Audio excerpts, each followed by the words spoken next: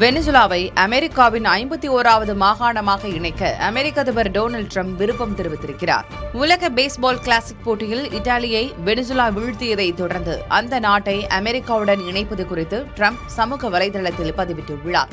Venezuela அதிபராக இருந்த Nicolas மதுரோவை அமெரிக்க அரசு கைது செய்து சிறையில் அடைத்து வைத்திருக்கும் நிலையில் டிரம்ப் இவ்வாறு கூறினார்.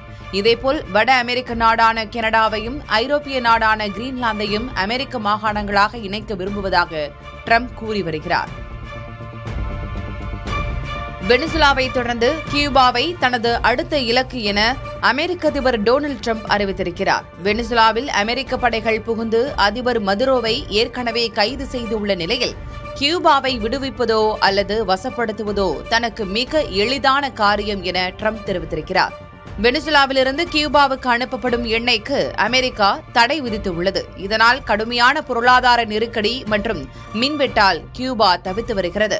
இதுகுறித்து கியூபாவுக்கும் அமெரிக்காவுக்கும் இடையே பேச்சுவார்த்தை நடந்து வரும் நிலையில் கியூபாவை நட்பு ரீதியான கையகப்படுத்துதல் மூலம் மீட்கப் போவதாக டிரம்ப் கூறினார்.